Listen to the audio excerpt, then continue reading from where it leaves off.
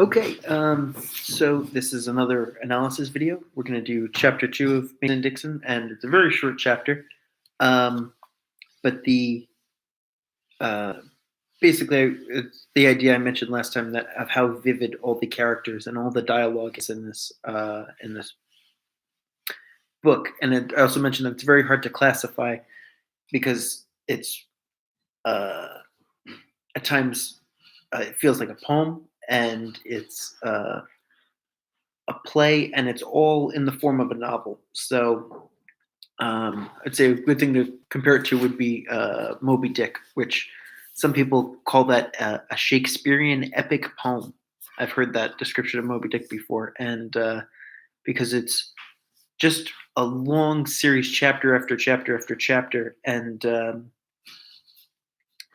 it's hard to pin down exactly what's going on because it's so unique from all the other novels out there.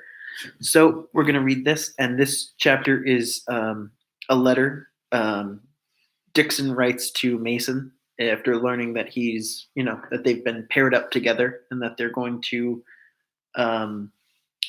go watch the transit of Venus together, and they think they're going to Sumatra, but they actually end up going to the Cape of Good Hope in southern Africa. So, chapter 2. To Mr. Mason, assistant to the Astronomer Royal, at Greenwich. Esteemed Sir, as I have the honor of being named your second upon the proposed expedition to Sumatra to observe the transit of Venus, I hope I do not err in introducing myself thus.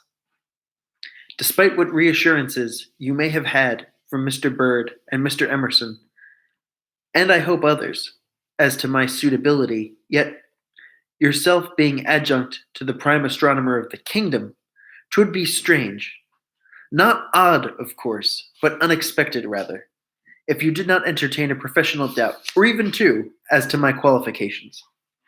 Though 'tis true that in my own work, I have recourse much more often to the needle than to the stars. Yet what I lack in celestial experience, I pray I may counterpend with diligence and a swift grasp. As clearly, I cannot pretend to your level of art, sir. Gladly would I adopt, as promptly as benefit from, any suggestions you might direct toward improving the level of my own. In this, as in all else, your obedient servant, Jeremiah Dixon. So there's a ton of stops and starts in this very short 2-paragraph letter, and also the word odd.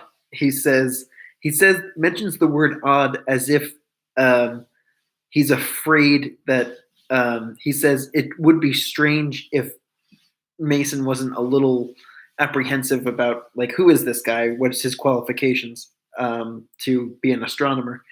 And he says, not odd, of course, which is a joke that's going to be in the next chapter, where, we'll talk about it then. But basically, he's incredibly uncomfortable, and he's just trying to kind of start this introduction. So in between, we're going to get the letter from Mason's reply in a little bit, but in between we have a description from the narrator, probably the Reverend, maybe just Pynchon himself. A few months later, when it is no longer necessary to pretend as much as they expected they'd have to, Dixon reveals, whilst composing this, that he had deliberately refrained from drink. Went through 20 revisions, dreaming all the while of the pint awaiting me at the Jolly Pitman, then the pint after that, of course, and so forth, growing more desirable with each stricken phase, if thou follow me. 20 revisions, that 2-paragraph letter. Wouldn't even call it a letter. It's just, I don't even know what exactly he's saying. Basically that, yeah, I'm not good, but I'm a quick learner, and yeah, it's just awkward and clunky as hell. But he's, clearly, is from a lower class and he's talking to someone from an upper class and he doesn't know what to say or how to do it, so he's going to pretend as well as he can. And that's basically what the letter says. Mason, in turn, confesses to having nearly thrown the letter away, having noted its origin in County Durham, and assumed it must be more of free provincial advice that it was his task to read through in the Astronomer Royal's behalf and respond to.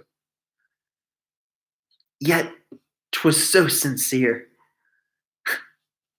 which it wasn't. He said 20 revisions. It's the opposite of sincerity. It's highly intervened in.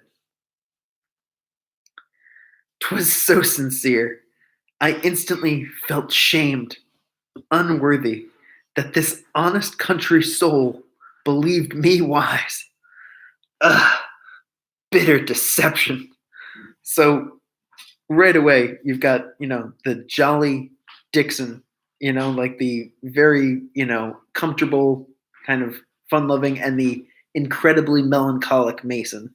And they balance each other out really well. And they're both, kind of stepping on the stage in this way. And in chapter 3, we'll meet them, and the story just really gets rolling very quickly.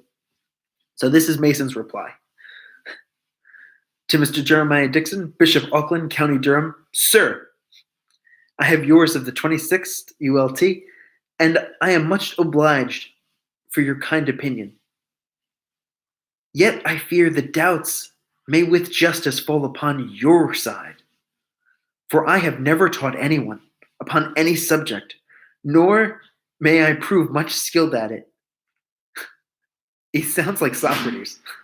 Howbeit, pray you hesitate not in asking what you like, and I shall ever try to answer honestly, if probably not in toto. Each of us is to have his own twin telescope by Mr. Dolland, fitted with the latest of his marvelous achromatics, our clock by Mr. Ellicott, and of course the sector by your Mr. Bird. None but the best for this party, I should say. Wishing you a journey as safe as his ways how strange may allow. I wait your arrival in a spirit happily rescued by your universally good name from all imps of the apprehensive, an exception most welcome in the generally uneasy life of your obedient servant, Charles Mason. That's the end of chapter 2. What a freak. Both of these guys are just, they're so strange. They're so bizarre. Mason especially, but it's that kind of like George Costanza, I don't know, just that incredibly odd, strange behavior that we can all, it's a part of us. Like it's so easy for all of us to relate to. Just this feeling of discomfort demonstrated between two completely different personalities that will actually, bond really well, have really and balance and be a terrific team for this whole excellent story.